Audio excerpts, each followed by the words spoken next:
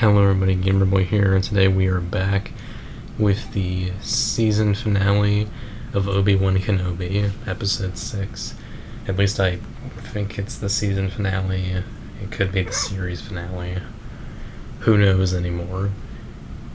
With this episode, it picks up right after the last one where Obi-Wan, Leia, and a bunch of other rebels escape on a ship, but this time they're being chased by a Star Destroyer. And Obi-Wan decides that he's going to take one of the smaller ships within the bigger ship to lead attention away from the rebels while Darth Vader chases after Obi-Wan, which works. And Vader takes his own ship to follow Obi-Wan to some planet. It's not Mustafar like I thought it would be. But oh well. They have a pretty cool fight.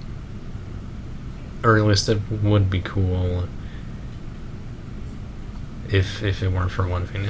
This is something I probably should have talked about in many other videos for this show, but I might as well have saved it for this one part in the finale. The cinematography and editing. They're kind of bad. It's mostly with fight scenes. Every time there's a fight scene, there's usually at least a few moments where the camera's shaking too much or the editing's over chopped. It just gets annoying. It's not like Jason Bourne levels of bad editing, but it comes close. And that's sad because the last Vader and Obi-Wan fight in episode 3 was decent enough, even if there was some editing hiccups. But they come full force in this final fight.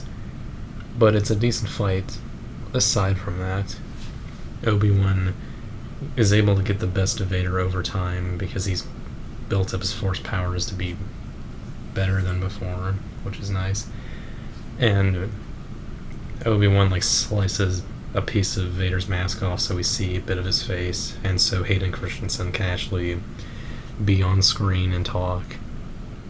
And Obi-Wan gives a bit of a heartfelt apology for everything that's happened, but of course Vader says that Anakin died on that battle and he killed him, not Obi-Wan. But Obi-Wan gets away nonetheless and leaves Vader screaming his name. And in the middle of that, Reva, who is a lot better now after that stabbing, goes to Tatooine to try and, I guess, kill Owen, Beru, and Luke on their farm. She goes after them, and someone tells Owen what she's planning to do, so they are already prepared by nightfall.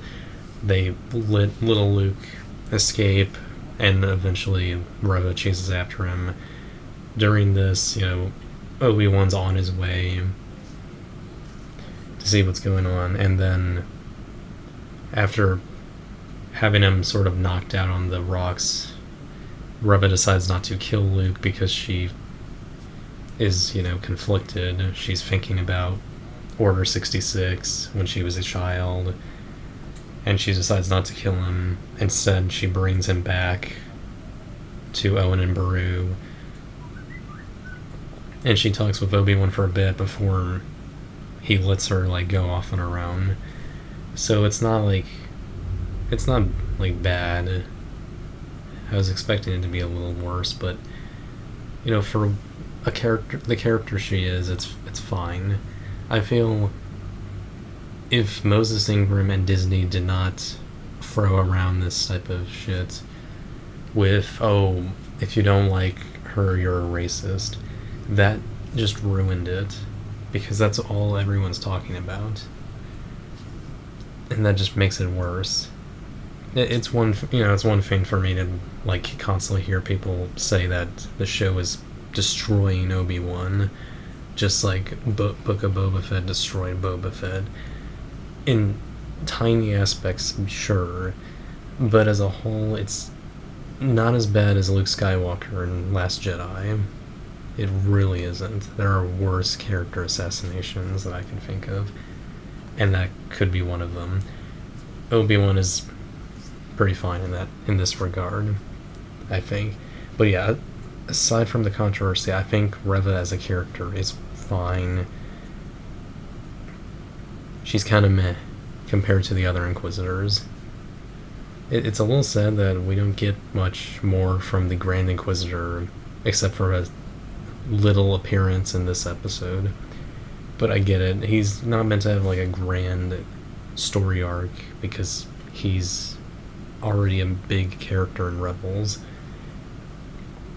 I get that.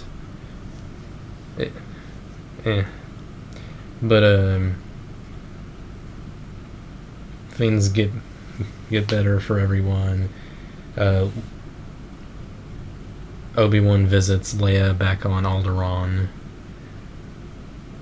and they have little nice talk, basically foreshadowing things like how Obi-Wan's gonna get old and all that. That's kind of fun, all that. And then Obi-Wan also tells her that she has many aspects from her parents, like little bits of personality from her mother and a bit of personality from her father. It's a decently touching scene. And then he goes back to Tatooine and he moves all his stuff out of his initial cave, I guess, just in case someone might look for him. And he talks with Owen one last time for the moment and briefly speaks with young Luke, probably being like, "Oh hey, I'm Ben." And that's it, aside from the very end where Obi-Wan finally meets Master Qui-Gon's Force Ghost, which is kind of what the show's building up to, and it's kind of anticlimactic, but it's fun to see Liam Neeson back as Qui-Gon. He definitely sounds a lot more like Liam Neeson than he does Qui-Gon from Phantom Menace, but that's alright. It wasn't like Neeson was putting on that much of an accent when doing his character firsthand. It was fine. I feel like what they were doing is that they thought, oh man, maybe there'll be more to this, and they thought that maybe they'll make another season, which is kind of weird, but who knows anymore. With Boba Fett, makes more sense. With Obi-Wan, not so much. Especially with all the minor timeline inconsistencies I mentioned, like how Obi-Wan should be sitting his ass on Tatooine for 20 years instead of taking a little break, but I guess in the grand scheme of things it's not too bad. It could have been much worse, especially with the aforementioned inexperienced writer. But thankfully it's not as bad. Do I think people are overreacting? For the most part, a little bit, but I understand the anger. But I don't understand it as much. I understand it kind of with the inconsistencies, the editing, minor character moments that do fall flat, and Reva, of course, mostly singular, because again, if she or Disney, didn't say any of that stuff about Disney or Star Wars fans being racist if they don't like her, then I think Reva would have just been seen as a meh character. She has her weird moments, but again, that's mostly the script, because again, the writer is inexperienced with Star Wars. That's the bottom line. That's what we should be talking about more. Like, I hope some of you do agree that we should stop talking about Moses Ingram. We should be talking about the writing, the writer himself. I'm pretty sure the writer is a man. How inexperienced he is, and how Disney is stupid for hiring him.